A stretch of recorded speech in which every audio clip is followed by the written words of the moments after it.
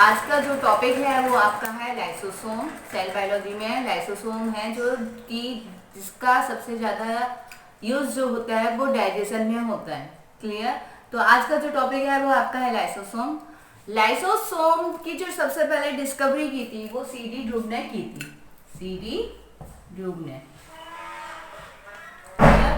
Lysosome है आपका जो इसको मैं एज अ डाइजेशन बोल सकती हूँ कि ये जो भी पार्टिकल्स हमारे सेल के डाइजेशन में हेल्प करती है। मतलब जो भी हमारे पार्टिकल्स आते हैं उनको डाइजेस्ट करने में क्या हेल्प करता है, लाइसोसोम करता है। अब ये हेल्प कैसे करता है, कुछ ना कुछ तो चीजें होंगी। तो होता क्या है, लाइसोसोम के अंदर एंजाइम्स प्रेजेंट होते हैं। ठीक है, वो अप्रोक्स एंजाइम्स आपके जो होंगे वो 40 टू 50 टाइप्स के, कितने 40 टू 50 टाइप्स के एंजाइम्स प्रेजेंट होते हैं। क्लियर। देन आपका आता है लाइसोसोम बनता कैसे है। लाइसोसोम जो है आपका वो गोल्जी बॉडी से ड्राइव्ड हुआ है। आपकी जो गोल्जी बॉडी है, मैं एक रफली डायग्राम बना रही हूँ। गोल्जी बॉडी है, गोल्जी बॉडी का जैसे वेसिकल का फॉर्मेशन होता है, यही वेसिकल आगे चल के हमारे किस में कन्वर्ट हो जाते हैं, लाइसोसोम बनाते हैं और उनके अंदर हमारे एंजाइम्स प्रेजेंट होते हैं, फिल्ड एंजाइम्स। क्लियर। जिनमें आपके जो भी एंजाइम्स हैं वो 40 टू 50 टाइप्स के होते हैं। अब ये एंजाइम्स करते क्या है, इन्हीं एंजाइम्स का काम होता है डाइजेशन का। अब ये जो क्या कहते हैं, लाइसोसोम के अंदर आपके जो डाइजेशन के लिए एंजाइम्स प्रेजेंट होते हैं वो सारे के सारे एसिडिक इन्वायरमेंट में वर्क करते हैं। तो एसिडिक इन्वायरमेंट इसको प्रोवाइड कैसे किया जाता है वो मैं बताती हूँ आपको। जैसे कि आपका ये लाइसोसोम है, लाइसोसोम के अंदर आपके एंजाइम्स प्रेजेंट है, यहाँ पे चैनल प्रेजेंट होता है। चैनल प्रेजेंट होता है, यहाँ पे क्या होता है, एटीपी का यूज करके, किसका, एटीपी का यूज करके एटीपी को हाइड्रोलाइज किया जाता है एडीपी में, और ये इससे एटीपी में हाइड्रोलाइज करते हैं तो आपके क्या, हाइड्रोजन आयन मिलते हैं। ये हाइड्रोजन आयन आपके चैनल्स के थ्रू लाइसोसोम के अंदर जाएंगे तो यहाँ पे आपके हाइड्रोजन आयन बहुत सारे होंगे। अब ये हाइड्रोजन आयन है, जैसे ही जैसे लाइसोसोम के अंदर हाइड्रोजन आयन की कंसंट्रेशन इंक्रीज करती जाएगी वैसे ही इनका पीएच डिक्रीज करता जाएगा, यानी कि पीएच किसमें कन्वर्ट हो जाएगा, पीएच एसिडिक में कन्वर्ट हो जाएगा। पीएच में बताया जैसे कि हमारा ये पीएच है अप्रॉक्स, अगर 5 से एबव जाओगे तो हमारा जो पीएच होता है वो बेसिक पीएच होता है, और जैसे 5 से क्लोज जाते जाओगे मतलब नीचे तो 5, 4, 3, 2, 1 ये यहाँ का आपका एसिडिक पीएच होता है। तो यहाँ पे मुझे लाइसोसोम के लिए, लाइसोसोम के एंजाइम्स के लिए मुझे एसिडिक पीएच चाहिए। ये एंजाइम्स आपके 5 पीएच पर, कितने 5 पीएच पर ये वर्क करते हैं, यानी कि लाइसोसोम का जो पीएच होता है अगर मेजर करेंगे तो वो 5 पीएच मिलेगा जिसका एंजाइम्स आपके वर्क करते हैं। सेकेंड, प्लांट्स में मैं बात करूं तो मैंने अभी बताया लाइसोसोम आपके eukaryotic cells and eukaryotic cells में प्रेजेंट होते हैं। यूकैरियोटिक सेल्स में जैसे कि आपकी सेल है, ठीक है, ह्यूमन सेल हो गई, वहां पे आपके lysosome as a bag cyclic structure में प्रेजेंट होंगे। प्लांट्स की बात करूं, प्लांट्स में लार्ज वैक्यूल प्रेजेंट होता है। प्लांट्स में क्या होता है, वैक्यूल। ये वैक्यूल क्या करता है, वैक्यूल होता है, ये वैक्यूल प्लांट्स में वैक्यूल, लार्ज वैक्यूल प्रेजेंट होता है, वो ही लार्ज वैक्यूल एज आ लाइसोसोम की तरह वर्क करता है। तो अगर मैं प्लांट्स में बात करूं लाइसोसोम का अलग से तो उसका सिग्निफिकेंट ज्यादा नहीं होता है। क्लियर। सेकेंड, अगर मैं फंजाइस की बात करूं, फंजाई होते हैं वहां पर लाइसोसोम के नंबर ज्यादा प्रेजेंट होते हैं। थर्ड आपका आता है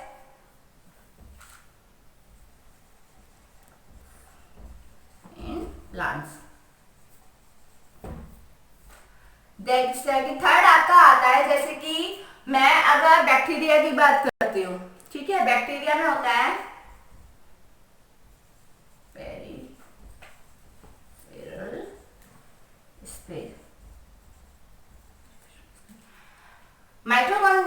बात करें बैक्टीरिया में, बैक्टीरिया में पेरिफेरल स्पेस होता है, यानी कि बैक्टीरिया है, बैक्टीरिया की सेल वॉल और सेल मेम्ब्रेन के बीच में, ये सेल वॉल हो गई और ये सेल मेम्ब्रेन हो गई, इसके बीच में पेरिफेरल स्पेस है ये वाला।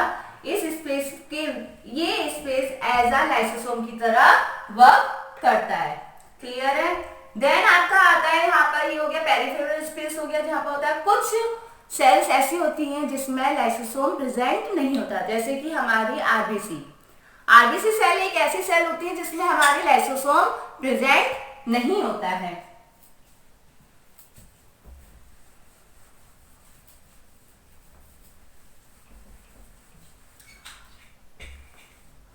अब अगर मैं लाइसोसोम की बात करूं तो जो लाइसोसोम का अगर मैं डायमीटर बताऊं तो डायमीटर अप्रॉक्स होगा कितना, तो डायमीटर ऑफ लाइसोसोम,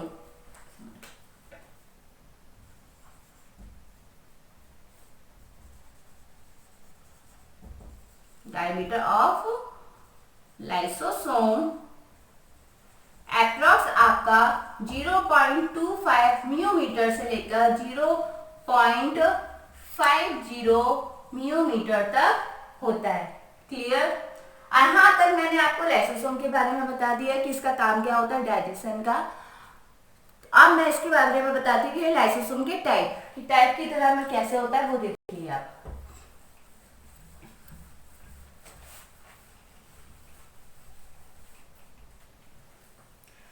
मैं जैसे सपोज ये सेल है, क्लियर? सेल में मैंने बताया था जो हमारा लाइसोसोम है वो लाइसोसोम मेरा गोल्जी बॉडी से ड्राइव है। क्लियर?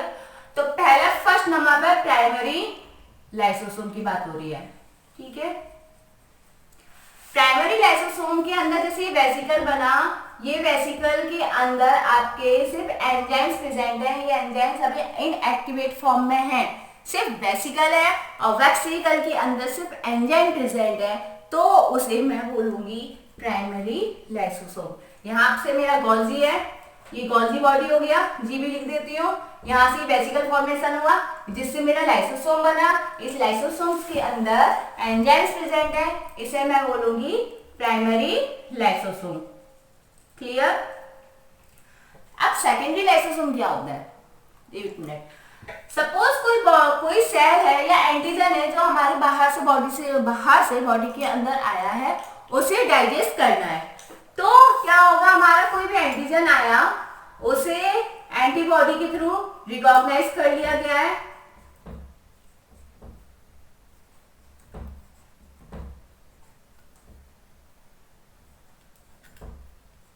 ठीक है? अब ये क्या करेगा, धीरे धीरे ये एंडोसाइटोसिस होगी इनकी, मतलब एंडोसाइट मतलब फैगोसाइटोसिस भी कह लो आप, तो या एंडोसाइटोसिस कह लो, उसी टाइप होता है। तो ये आपकी एंटीजन बॉडी के अंदर यानी कि सेल के अंदर इनगल्फ कर ली जाएगी। क्लियर? तो यहाँ पे ये ऐसे यहाँ पर होगा, रिसेप्टर होगा जिससे ये रिसीव किया जाएगा, और यहाँ पे क्लेथ्रिन कोटेड प्रोटीन प्रेजेंट होती हैं।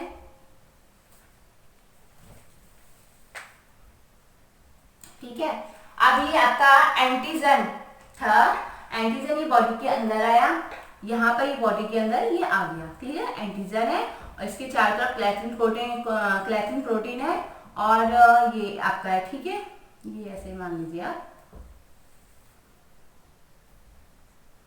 अब होता क्या है, जैसे ही एंटीजन आया, क्लियर, एंटीजन जैसे ही आएगा तो ये क्लेथ्रिन कोटेड का तो हमें काम है, क्लेथ्रिन कोटेड होती हैं जो उनकी तो हमें रिक्वायरमेंट है, रिसेप्टर की भी मुझे रिक्वायरमेंट है। तो ये क्या होगा, एंटीजन इसी में क्या होगा, वेसिकल फॉर्मेशन के थ्रू ये क्या होगा, एंटीजन तो अलग रहेगा जितना हो रहा है और ये हमारे जो भी रिसेप्टर थे वो अलग होने लगेंगे। क्लियर? अब क्या होगा, प्राइमरी लाइसोसोम और ये एंडोसोम्स के थ्रू, जो एंडोसोम्स के थ्रू एंटीजन बॉडी के अंदर आया यानी कि सेल के अंदर आया है, वो जाके दोनों फ्यूज कर जाएंगे। क्लियर? क्या, प्राइमरी लाइसोसोम और एंडोसोम्स यानी कि जो हमारे एंटीजन आया है वो दोनों यानी कोई भी फूड, ठीक है, कोई भी फूड वो फ्यूज कर गए तो सेकेंडरी लाइसोसोम का फॉर्मेशन करेंगे, जिसमें आपका लाइसोसोम के एंजाइम्स प्रेजेंट होंगे और एंटीजन प्रेजेंट होंगे। तो इसे मैं सेकेंडरी लाइसोसोम बोल लो आप इसे। Clear? Secondary lysosome. Secondary lysosome के अंदर क्या हो गए, आपके एंजाइम प्रेजेंट हो गए, यानी कि लाइसोसोम हो गया, और आपका एंटीजन कोई भी या माइक्रोमोलिक्यूल, वो दोनों फ्यूज हो गए। ठीक है, तो इसे मैं सेकेंडरी लाइसोसोम बोलूंगी, या मैं बोलूंगी हेटेरोलाइसोसोम। क्या, हेटेरो लाइसोसोम। क्लियर।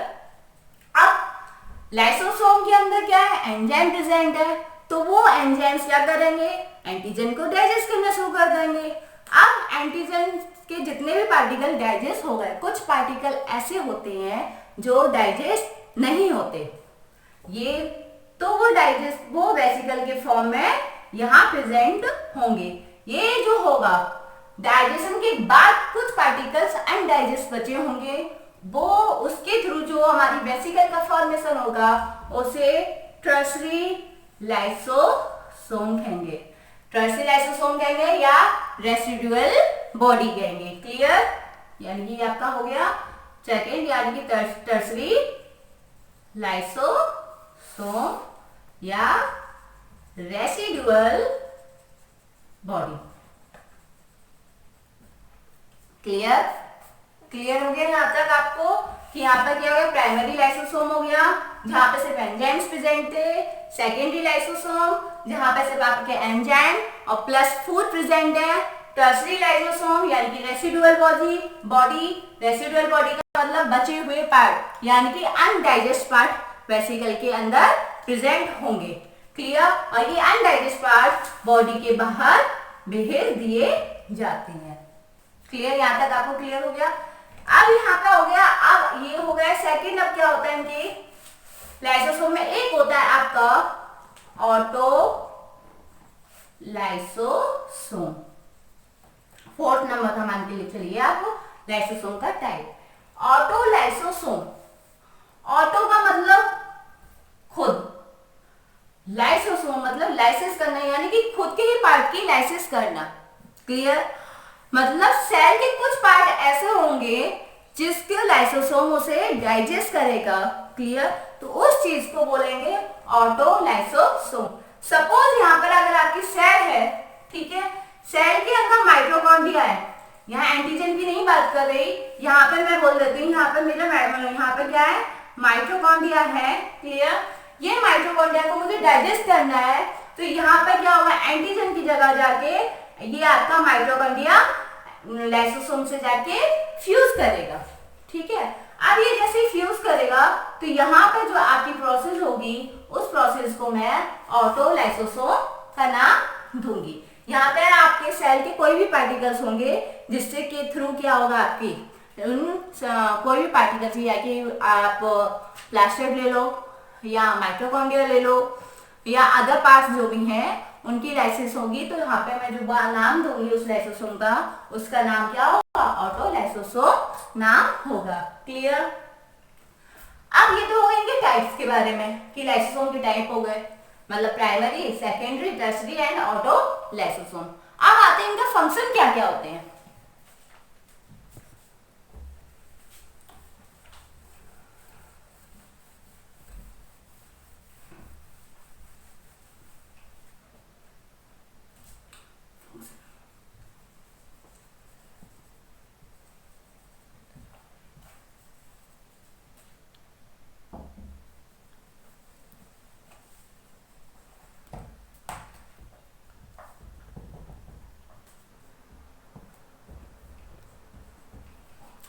अब मैं जो बात करती हूँ वो कर रही हूँ लाइसोसोम के फंक्शन की।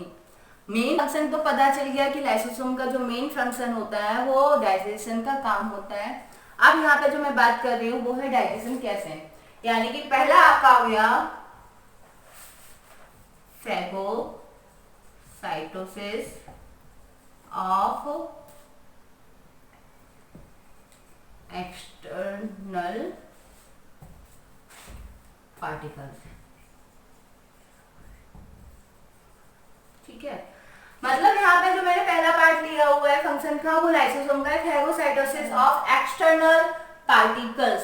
एक्सटर्नल पार्टिकल्स का मतलब बाहर से आए कोई भी पार्टिकल, कुछ भी, मतलब कोई भी पार्टिकल की मैं बात करूँ, चाहे वो आपका एंटीजन हो या कोई अदर पार्टिकल होगा, उसका जो डाइजेशन होगा वो उसका डाइजेशन कौन करेगा, लाइसोसोम के थ्रू होगा, चाहे वो सॉलिड पार्टिकल हो चाहे वो लिक्विड पार्टिकल हो, मटेरियल हो। ठीक है, अब यहाँ पर आपका एक्सटर्नल में फेगोसाइटोसिस का मतलब हो गया सॉलिड कोई पार्टिकल, और सेकंड आपका होता है पिनोसाइटोसिस।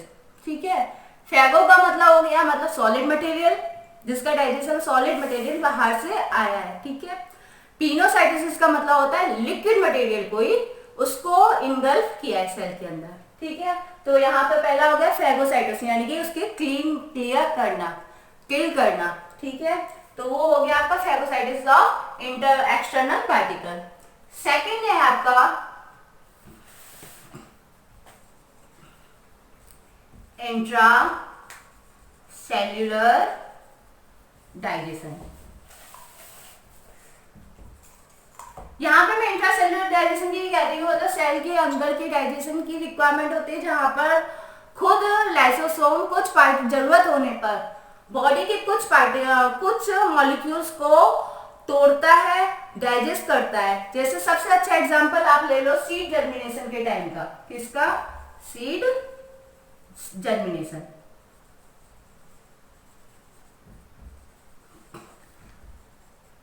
जब सीड जर्मिनेट कर रही होती है तो उसे फूड की रिक्वायरमेंट है, तो वो फूड आता कहां से है, तो सीड में है ना एक स्टोरेज फोल्ड होता है, फूड होता है, वो स्टोर फूड को पहले क्लीव किया जाता है या तोड़ा जाता है या डाइजेस्ट किया जाता है, तो वो डाइजेस्ट जो किया जाता है वो लाइसोसोम के थ्रू होता है। सीड के अंदर चाहे आपके प्रोटीन प्रेजेंट हो, लिपिड प्रेजेंट हो या फैट या ग्लाइकोजन प्रेजेंट हो, इन सबको तोड़ा जाता है, इनको डाइजेस्ट किया जाता है।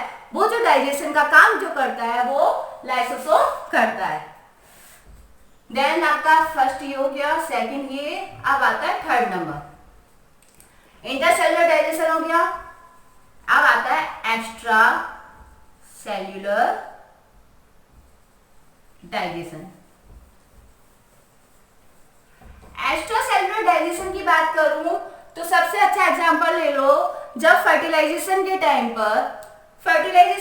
पे क्या होता है, स्पर्म होता है, स्पर्म की आगे से मिड मतलब स्पर्म के टिप पर एक्ट्रोसोम प्रेजेंट होता है, उस एक्ट्रोसोम के अंदर डाइजेटिव एंजाइम प्रेजेंट होते हैं, लाइसोसोम प्रेजेंट होते हैं। उनका काम क्या होता है, आपकी जो ओव्यूल है मतलब ओव्यूल की चारों तरफ की जो लेयर होती है उस लेयर को डाइजेस्ट करना, और डाइजेस्ट करके स्पर्म को इसके अंदर एंट्री कराना। क्लियर, तो क्या हो गया, एक्स्ट्रा सेल्युलर मतलब सेल के बाहर भी क्या काम कर रहा है, यानी कि जो आपके एक्ट्रोसोम के आगे की साइड जो टिप प्रेजेंट है उसमें आपके एंजाइम्स प्रेजेंट होते हैं, वो लाइसोसोम के एंजाइम्स ओव्यूल के चारों तरफ मेम्ब्रेन प्रेजेंट होती है, उस मेम्ब्रेन को वो डाइजेस्ट करने का काम करते हैं। क्लियर, और फोर्थ आपको पता ही है जो मैं पहले बता चुकी हूँ, ऑटोलाइसिस। ऑटोलाइसिस मतलब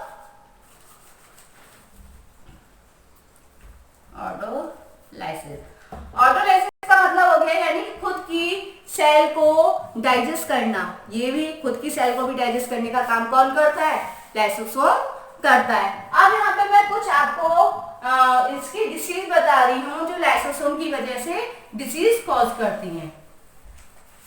कुछ इंपॉर्टेंट डिसीज के मैं नेम लिख देती हूँ यहाँ पर।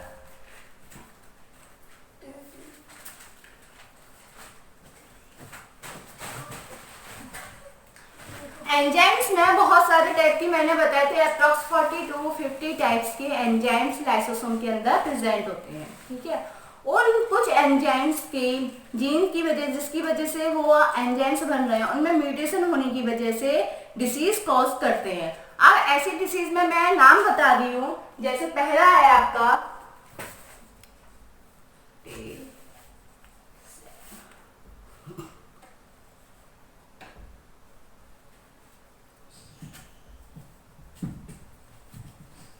डिसीज। टी-सेल डिसीज में क्या होता है, आपका एक एंजाइम होता है, उस एंजाइम का नाम है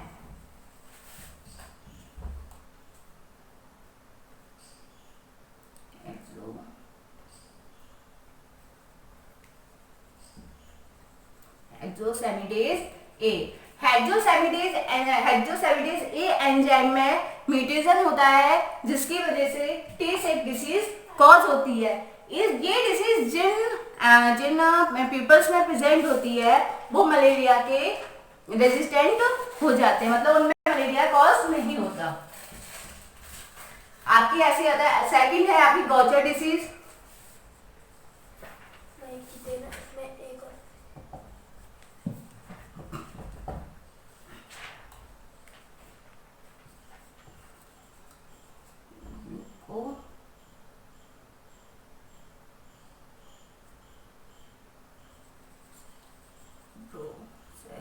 ग्लूकोसेरिब्रोसाइडेज।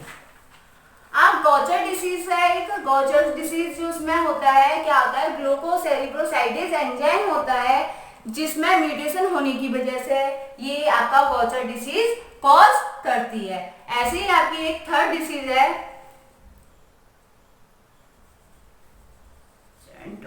सैंडोफ डिसीज।